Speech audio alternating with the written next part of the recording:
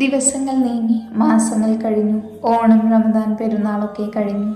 അമ്മുവിന് കുൽസുവിന് ഏകദേശം ഡേറ്റ് എടുത്തു തുടങ്ങി. അമ്മുവിന് കാലിൽ കുറച്ച് നീരുണ്ട്. പക്ഷെ കുൽസുവിന് കാലിലെ നീരിന് പുറമെ ഹൈ ലെവൽ BP-യും പോരാത്തതിന് പുട്ടിന് പീര എന്ന പോലെ ഷുഗറും. ഒന്ന് തിന്നാൻ പറ്റാത്തൊരവസ്ഥ. ഇപ്പോൾ ഉമ്മയും ഉപ്പയും ഇന്ദ്രനും ഭാഗ്യവും നിർബന്ധിച്ച് മഴമുറ്റത്ത് കൂട്ടിക്കൊണ്ടു വന്നിട്ടുണ്ട്. ആദ്യമൊക്കെ നിരസിച്ചു എങ്കിലും ഡേറ്റ് ഏകദേശം അടുത്തതുകൊണ്ട് കുൽസുവിൻ്റെ ഇപ്പോഴത്തെ അവസ്ഥ കൊണ്ടും ഖാദർ സമ്മതിച്ചു. കൂടെ മായയും വന്നിട്ടുണ്ട്. മായ മക്കളെ കൊണ്ടുവന്നിട്ടില്ല. മക്കളെ ഹരിയുടെ അമ്മയുടെ അടുത്താക്കി. സ്കൂളിൽ പോവേണ്ടതല്ലേ. അങ്ങനെ വല്ല തട്ടിലും മുട്ടലും കൂടാതെ ദിവസങ്ങൾ കൊഴിഞ്ഞു വീണുകൊണ്ടിരുന്നു. ഇടയ്ക്ക് വേണുവും ഗായത്രിയും രേവതിയും മധുവും മനുവും നിമ്മിയും കാത്തുവും മീനുമൊക്കെ വന്ന് കണ്ടിരുന്നു ഉമ്മയെയും അമ്മുവിനെയും. അന്നെന്തോ കുസൃതി ഒപ്പിച്ച് ഉണ്ണിയെയും മീനുവിനെയും ഇന്ദ്രൻ കൈയോടെ പൊക്കി. ഇനി പഠനം കഴിയുന്നത് വരെ 4 ഒന്നിച്ച് കണ്ടു പോവരുതെന്ന് പറഞ്ഞു. കോളേജിൽ വെച്ചു കണ്ട് സംസാരം കണ്ടുപോവരുതെന്ന് പറഞ്ഞു. അങ്ങനെ എൻ്റെ കണ്ണു വെട്ടിച്ച് പരസ്പരം കാണാനാണ് പ്ലാനെങ്കിൽ പിന്നെ നിങ്ങൾ പരസ്പരം കെട്ടിക്കുന്ന കാര്യത്തിൽ തീരുമാനമുണ്ടാക്കുമെന്നും പറഞ്ഞു. ഭീഷണിപ്പെടുത്തി. അതിലവർ നന്നായി. പക്ഷേ ജാനിയുടെ കയ്യും കാലും പിടിച്ച് കോളേജിൽ വെച്ച് കാണുന്നതിന് കുഴപ്പമില്ല എന്നാക്കിച്ചു.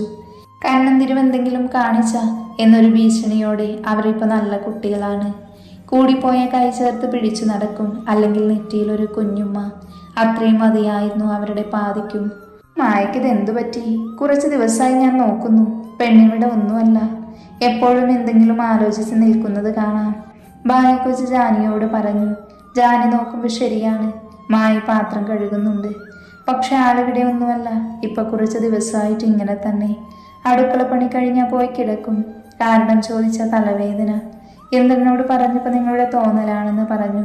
പക്ഷേ തോന്നലല്ല, മായച്ചയ്ക്ക് എന്തോ പ്രശ്നമുണ്ട്. അല്ലേ പനിയൊക്കെ കഴിഞ്ഞ് ഹരിയേട്ടനുമായി ഫോണിൽ സംസാരിക്കുകയോ അല്ലെങ്കിൽ ചാറ്റിങ്ങോ ആയിരിക്കും ആള്. ആളുടെ ഫോൺ ഇവിടെ വന്നാൽ പിന്നെ കുട്ടികളെ വിളിക്കാനെടുക്കുമെന്നല്ലാതെ ഹരിയേട്ടനെ വിളിക്കുന്നത് കണ്ടിട്ടേയില്ല. അതിനെപ്പറ്റിയും ദേവേട്ടനോട് പറഞ്ഞപ്പോൾ ഹരി എന്തെങ്കിലും തിരക്കിലായിരിക്കും, അതുകൊണ്ടായിരിക്കും മെസ്സേജ് അയക്കാത്തതും വിളിക്കാത്തതും എന്നൊക്കെ പറഞ്ഞൊഴിഞ്ഞു മാറും. ദേവേട്ടൻ എന്തോ മറച്ചു വയ്ക്കുന്നുണ്ടെന്ന് മനസ്സിലായി. കണ്ടുപിടിക്കാമെന്ന് മനസ്സിൽ കരുതി ജാനി ചെയ്യുന്ന പണിയിലേക്ക് തിരിഞ്ഞു. അപ്പോഴും അമ്മ മായയെ നോക്കി എന്തൊക്കെയോ പറയുന്നുണ്ട്. ജാനി ഒരു ചിരിയോടെ കേട്ടു നിന്നു. പക്ഷെ മായതൊന്നും കേൾക്കുന്നുണ്ടായിരുന്നില്ല. അവരുടെ മനസ്സിൽ കഴിഞ്ഞ 2-3 മാസങ്ങളായിട്ടുള്ള ഹരിയുടെ ഒഴിഞ്ഞു മാറ്റമാണ്. ആദ്യമൊന്നും കാര്യമാക്കിയിരുന്നില്ല. തിരക്ക് കൊണ്ടാകുമെന്ന് കരുതി. എത്ര തിരക്കിലാണെങ്കിലും മക്കളുടെ വിശേഷം അറിയാൻ മെസ്സേജെങ്കിലും അയക്കുന്ന ആളിപ്പോൾ കഴിഞ്ഞൊരു മാസമായിട്ടൊരു മെസ്സേജുമില്ല. ഹരിയുടെ ഓരോ അവഗണനയും തൻ്റെ ശ്വാസം നിലക്കുന്നത് പോലെയാണ് തോന്നുന്നത്. ഞങ്ങൾ വിവാഹത്തിനു ശേഷം പ്രണയിച്ചവരാണ്. വല്ലാത്ത സ്നേഹമാണ് ഹരിയുടെ. കുടുംബത്തെ ചേർത്ത് പിടിച്ച് സ്നേഹിക്കുമ്പോൾ പുറത്തുനിന്ന് നോക്കുന്നവർക്ക് തോന്നും ഹരിക്ക് കുടുംബത്തോടാണ് ഇഷ്ടമെന്ന്, അവൻ്റെ ഭാര്യയെ സ്നേഹിക്കുന്നില്ല എന്ന്. പക്ഷെ അവൻ്റെ സ്നേഹം ആ കുടുംബം ചേർത്ത് പിടിക്കുന്നതോടൊപ്പം തന്നെ അവൻ്റെ നെഞ്ചിൽ അവളെ ചേർത്ത് പിടിച്ചു കാണും. അത് 4 ആൾ കാണുകയല്ല, അത് അവൻക്കും അവൾക്ക് മനസ്സിലാവുന്നത് പോലെ. അത് ചിലപ്പോൾ കണ്ണുകൾ കൊണ്ടാവാം, അല്ലെങ്കിൽ തൻ്റെ ചെറുവിരൽ തുമ്പ് കൊണ്ടാവാം. കുടുംബവുമായി കളിച്ചും ചിരിച്ചു നിൽക്കുമ്പോൾ അവൻ്റെ സാന്നിധ്യം അവൻ പല രീതിയിലും അവൻ പ്രകടിപ്പിച്ചിരുന്നു. കിടപ്പറയിലാണെങ്കിലും തൻ്റെ ആരോഗ്യ ബുദ്ധിമുട്ടുകൾ മാനിച്ചുകൊണ്ടേ അവൻ തന്നെ പ്രാപിക്കാറുള്ളൂ. അതും താൻ പൂർണ്ണമായി തൃപ്തിപ്പെടുന്നതുവരെ. തൻ്റെ ശരീരത്തിലെ ഓരോ അണുവിലും അവൻ്റെ വിരൽ തുമ്പും ചുണ്ടും നാവും അലിഞ്ഞു നടക്കും. തൻ്റെ ആഴങ്ങളിൽ അവൻ്റെ ചുണ്ടും നാവും പതിപ്പിച്ച് എന്നിലെ സ്ത്രീയെ പൂർണ്ണതയിലെത്തിക്കും. അവൻ എന്നെ തൃപ്തിപ്പെടുത്തുന്നത് പോലെ അവനെ തൃപ്തിപ്പെടുത്താൻ തനിക്ക് കഴിഞ്ഞോ എന്ന് പോലും അറിയില്ല. അറിയില്ല എന്നല്ല, ഇല്ല എന്ന് തന്നെ പറയാം. ആ 4 ചുവരുകൾക്കുള്ള ശരീരം മാത്രമല്ല ഞങ്ങൾ പങ്കിടുന്നത്.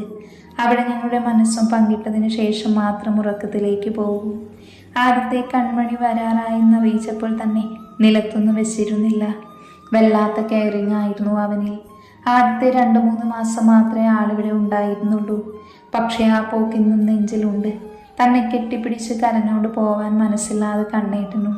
ഹരിയേട്ടൻ്റെ ഒരു സുഹൃത്തു കൂടിയാണ് തന്നിൽ നിന്ന് പറിച്ചെടുത്തു കൊണ്ട് പോയത്. തൻ്റെ നെഞ്ചിൽ നിന്നും ഹൃദയം പറിച്ചെടുത്തുകൊണ്ട് പോയതുപോലെ ആയിരുന്നു. പിന്നെ ഡെലിവറി സമയമായപ്പോൾ സ്വന്തം റിസ്കിൽ വന്ന കുഞ്ഞിനെ തൻ്റെ കയ്യിൽ തന്നെ വാങ്ങി.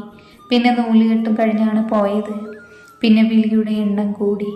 അപ്പോഴും കുടുംബത്തെ ചേർത്ത് പിടിച്ചിരുന്നു. പിന്നെ വീട് പുതുക്കി പണിയാവും ചെറിയ നാത്തൂൻ്റെ കല്യാണവുമൊക്കെ ഹരിയും അവൻ്റെ ജ്യേഷ്ഠനും കൂടെ അങ്ങ് നടത്തി. ഒരിക്കൽ പോലും അവനെ ആരും തനിച്ചാക്കിയില്ല. എന്തിനും ഏതിനും ഏത് പാതിരാത്രിയിലും കണ്ണേട്ടനും വന്നു. അതിനിടയിൽ അപ്പുവും വന്നു. അപ്പുവിൻ്റെ വരവറിയിച്ചപ്പോഴേക്കും ഹരിയേട്ടൻ ഗൾഫിൽ തിരിച്ചു പോയിരുന്നു. തുടക്കത്തിലൊന്നൊരു കുഴപ്പമൊന്നും ഉണ്ടായിരുന്നില്ല. ഒരു 5-6 മാസമായപ്പോൾ സ്കാനിങ്ങിൽ എന്തോ കുഴപ്പം കണ്ടു. 2-ൽ-1 കിട്ടുകയുള്ളൂ എന്ന് പറഞ്ഞു. ഹരിയേട്ടനെ അറിയിച്ചിരുന്നില്ല. പക്ഷേ ഹരിയേട്ടൻ്റെ അമ്മയുടെ വായിൽ നിന്നും അറിയാതെ വന്നുപോയി. പിന്നെ ഒരു നിമിഷം പോലും അവിടെ നിന്നു എന്നറിയില്ല. ലീവ് കിട്ടില്ല എന്നറിഞ്ഞപ്പോൾ റിസൈൻ ലെറ്റർ എഴുതി കൊഴുത്തു പോന്നു. നാട്ടിലെത്തിയിട്ട് പിന്നെ തന്നെ ഇടം വലം തിരിയാൻ സമ്മതിച്ചില്ല. കുഞ്ഞിനെ കിട്ടിയില്ലെങ്കിലും കുഴപ്പമില്ല, ഇവൾക്കൊരു കുഴപ്പമില്ലാതെ എനിക്ക് തന്നാൽ മതിയെന്ന് പറഞ്ഞു. പക്ഷെ അന്ന് എൻ്റെ ജീവനിൽ 1% മാത്രമേ ഉറപ്പുണ്ടായിരുന്നുള്ളൂ. അന്ന് ആശുപത്രിയിൽ ഉണ്ടാക്കിയ പുകില്. അന്ന് കണ്ണേട്ടനും ഹരിയേട്ടൻ്റെ അച്ഛനും കുറച്ചൊന്നുമല്ല ഇടങ്ങേറായത്. ഡെലിവറി കഴിഞ്ഞ സമയം കുഞ്ഞിന് കുഴപ്പമില്ല എന്ന് കേട്ടിട്ടും വലിയ സന്തോഷമൊന്നും തോന്നിയില്ല. അപ്പോഴും തൻ്റെ കാര്യം മാത്രം ചോദിച്ചുള്ളൂ.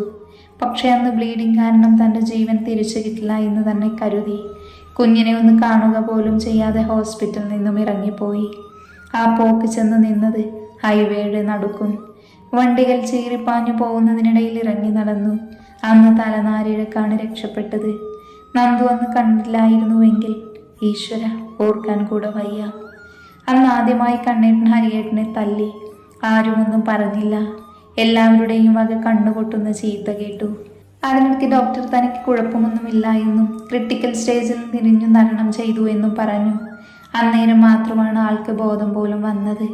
അപ്പോഴാണ് പോലും കണ്ണേട്ടൻ അടിച്ചതിൻ്റെ വേദന പോലും ആളറിഞ്ഞത്. പാവം, അങ്ങനത്തെ ആൾക്ക് ഈ 2 മാസങ്ങൾ കൊണ്ടെന്താ പറ്റിയത്? ഒന്ന് വിളിച്ചു പോലും നോക്കുന്നില്ലല്ലോ. കാരണമെങ്കിലും ഒന്ന് പറഞ്ഞൂടെ? തൻ്റെ അടുത്ത് നിന്ന് എന്തെങ്കിലും തെറ്റ് സംഭവിച്ചോ? അറിഞ്ഞുകൊണ്ടൊന്നും പറ്റിയില്ലല്ലോ. പിന്നെന്താ പറ്റിയത്? എനിക്കെന്നെ ഒരു സൂചി കൊണ്ട് പോലും നോവിക്കാൻ സമ്മതിക്കാത്ത ആള് തന്നെ ഇങ്ങനെ വേദനിപ്പിക്കുന്നു. വയ്യല്ല ഈശ്വര ഈ വേദന താങ്ങാൻ. അന്നത്തെ പ്രസവത്തിൽ വന്ന ബുദ്ധിമുട്ട് കാരണം പ്രസവം നിർത്തിച്ചു. അപ്പൂച്ചനോട് വല്ലാത്ത അകൽച്ചയായിരുന്നു തന്നെ വേദനിപ്പിച്ചതിൽ. അത്രയും തന്നെ സ്നേഹം കൊണ്ട് മൂടിയ ആൾക്ക് പെട്ടെന്ന് എന്തു പറ്റി? മായയുടെ കണ്ണുകൾ നിറഞ്ഞൊഴുകി. നെഞ്ചിൽ വല്ലാത്തൊരു ഭാരം. വയ്യല്ലോ ഈശ്വര ഇങ്ങനെ ജീവിക്കാൻ. ഹരിയേട്ടൻ്റെ ഈ അവഗണന താങ്ങാൻ പോലും പറ്റുന്നില്ല. ഞാനില്ലാണ്ടായ തൻ്റെ മക്കൾ ഇല്ല, അവനെ ഹരിയേട്ടൻ്റെ വീട്ടുകാർ നോക്കിക്കോളും. അവർക്ക് അനു അപ്പൊക്കെ ജീവന. ഇവിടെ കണ്ണേട്ടനുള്ളിടത്തോളം എൻ്റെ മക്കൾ സേഫാണ്. ജാനിയും നോക്കും. ഇനി എനിക്ക് വയ്യ. ഒന്ന് വിളിച്ചിരുന്നുവെങ്കിൽ കാര്യം അന്വേഷിച്ചറിയാമായിരുന്നു. ഇതെന്താണെന്നറിയാതെ ഞാൻ നേറുന്നത് നിങ്ങൾ കാണുന്നില്ലേ ഹരിയേട്ട? ഈശ്വര, ഇങ്ങനെ നേറി ജീവിക്കാൻ വയ്യെനിക്ക്. മായ ആർത്തു കരഞ്ഞു. അവൾ മുടിയിൽ പിടിച്ചു പിഴുതു വലിച്ച് സ്വയം വേദനിപ്പിച്ചു. ആ മുറിയിൽ 4 ചുവരുകൾക്കുള്ളിൽ അവൾ ഭ്രാന്തിയെപ്പോലെ കിടന്നു പുരണ്ടു. പക്ഷെ ഇതൊന്നും അറിയാതെ ബാക്കിയുള്ളവർ ആ ഹാള് മൊത്തം അലങ്കരിക്കുവാണ്. ഇന്ദ്രൻ ആരെയെ കൊണ്ടുവരാനെന്നും പറഞ്ഞൊരു 9 മണിയൊക്കെ ആയപ്പോൾ പോയതാണ്. ഇപ്പം നേരം 11:40 ആവുന്നു. ഇതുവരെയും ആളെത്തിയിട്ടില്ല.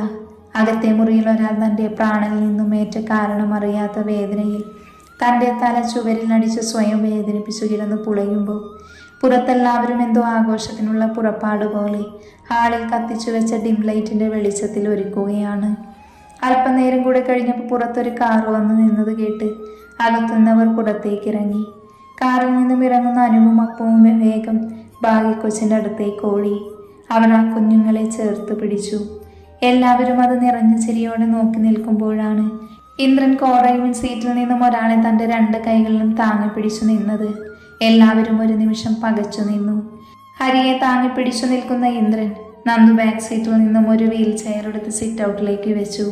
എന്നിട്ട് നന്ദു പോയി ഹാളിൽ ലൈറ്റ് ഇട്ടു. ഇന്ദ്രൻ ഹരിയെ അതിലിരുത്തി അകത്തേക്ക് കൊണ്ടുപോയി. എല്ലാവരുടെയും ഇതുവരെ ഉണ്ടായിരുന്ന സന്തോഷമെല്ലാം പോയി. കാരണം ഹരിയുടെ പുറമെ കാണുന്ന ഭാഗത്തൊരു ചെറിയ മുറിവ് പോലുമില്ല. പിന്നെ അവനിത് എന്തു പറ്റിയെന്നായിരുന്നു ചിന്ത. ഇനിയിപ്പോൾ ഇതെല്ലാം അറിഞ്ഞുകൊണ്ടാണ് മായയുടെ ഈ വല്ലായ്മ എന്നൊക്കെ ചിന്തിച്ചു. ആർക്കുമൊന്നും ചോദിക്കാൻ കഴിഞ്ഞില്ല. ഏതോ മരണ വീട്ടിൽ ചെന്നതുപോലെയുള്ളൊരു നിശബ്ദത. എന്താ ഇത്? എല്ലാവരും പന്തം കണ്ട പെരുച്ചാരിയെ പോലെ ഒന്ന് ഉഷാറായി. ഉണ്ണിതിനും എൻ്റെ കെട്ടിയോളെ വിളിച്ചോണ്ട് വായോ. അത് കേട്ടപ്പോൾ ഇന്ദ്രൻ ഹരിയെ കൂർപ്പിച്ചു നോക്കി. അതിന് ഹരി അവനെ നോക്കി ഇളിച്ചു കാണിച്ചു. ഇവരുടെ കളി കണ്ട് കിളി പോയി നിൽക്കുവാണ് ബാക്കിയുള്ളവർ. ജാനീന്ദ്രനെ കൂർപ്പിച്ച് നോക്കിയപ്പോൾ അവൻ അവളെ നോക്കി കണ്ണടച്ച് കാണിച്ചു. അമ്മവും അതെ നന്ദുവിനെ നോക്കിയപ്പോൾ കണ്ണടച്ച് കാണിച്ചു.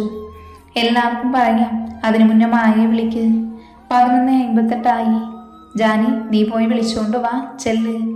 ഇന്ദ്രൻ തന്നെ അവിടെ നിറഞ്ഞ മൂകത മാറ്റിക്കൊണ്ട് പറഞ്ഞു. ജാനി മായയെ വിളിക്കാൻ പോയി. ആ സമയം കൊണ്ട് ഇന്ദ്രൻ എല്ലാവരോടും സംഭവം ചുരുക്കി പറഞ്ഞു. എല്ലാവരും ആ ഞെട്ടിൽ നിൽക്കുന്ന സമയം ജാനി ഓടി വന്നു. ദേവേട്ട, ചേച്ചി എന്ന് പറഞ്ഞ് മായയുടെ റൂമിലേക്ക് ചൂണ്ടി. ഹരിയുടെ ഉള്ളിൽ ഒരു വെള്ളിരി വെട്ടി. അവൻ വേഗം വീൽ ചെയർ തള്ളി റൂമിന് മുന്നിലേക്ക് പോയി. ഇന്ദ്രനും വേഗം ഓടി, കൂടെ ബാക്കിയുള്ളവരും. മായ, മോളെ, കതവ് തുറക്ക് മോളെ. ഹരി ഒന്ന് വിളിച്ചു നോക്കടാ. അയ്യോ എൻ്റെ കുട്ടി. അമ്മയും ഉമ്മയും അമ്മുവും ജാനിയും ഉണ്ണിയും ദിനുവും കരയാൻ തുടങ്ങി. അപ്പവും അനുവും കൂടെ കരഞ്ഞു തുടങ്ങി. ഇന്ദ്രൻ അവൻ്റെ കൈകാലുകൾ വിറയ്ക്കുന്നത് പോലെ തോന്നി. അവന് വല്ലാത്ത പരവേശം തോന്നി. ഒരാശ്വാസം എന്ന പോലെ ജാനി സ്വയം നിയന്ത്രിച്ച് കണ്ണൊന്ന് അമർത്തി തുടച്ച് ഇന്ദ്രൻ്റെ ഷോൾഡറിൽ പിടിച്ചൊന്ന് അമർത്തി. ഇന്ദ്രൻ ശ്വാസമൊന്ന് ആഞ്ഞു വലിച്ചു വിട്ട് വീണ്ടും കതക് മുട്ടിക്കൊണ്ടേയിരുന്നു. നന്ദു ജനലിൽ കൂടെ പോയി നോക്കിയപ്പോൾ കണ്ടു നിലത്ത് കിടക്കുന്നവളെ. മുടിയെല്ലാം പാറി പറന്ന് കിടക്കുന്നത് അവൻ റൂമിലേക്കുള്ള അരണ്ട വെളിച്ചത്തിൽ കണ്ടു. പുറത്തുനിന്നുള്ള ഓരോ വിളിയും അവളുടെ കൈകൾ അനങ്ങുന്നതും അവൻ കണ്ടു. ജനൽ തുറക്കാൻ അവൻ കിണഞ്ഞു ശ്രമിച്ചുകൊണ്ടേയിരുന്നു. ദിനു വേഗം ഹരിയുടെ അടുത്ത് പോയി മുട്ടിലിരുന്ന് അവൻ്റെ ഇരു ഷോൾഡറിലും പിടിച്ചുലച്ചു.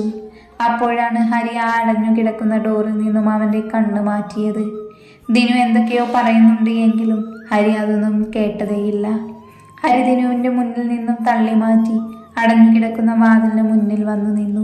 കാതറും ഇന്ദ്രനും കൂടെ വാതിൽ പൊളിക്കാൻ നോക്കുകയാണ്. മായേ, ഹരി അവരെ മാറ്റി വാതിൽ തട്ടി വിളിച്ചു. അവൻ്റെ ഹൃദയം വല്ലാതെ മിടിച്ചു. മോളെ, നിന്റെ ഹരിയേട്ടനാടി, വാതിലൊന്ന് തുറക്ക് പൊന്നേ. ഹരിയുടെ കണ്ണിൽ നിന്നും കണ്ണുനീർ ഒഴുകിയിറങ്ങി. എല്ലാവരുടെയും കണ്ണത് കണ്ട് നിറഞ്ഞു.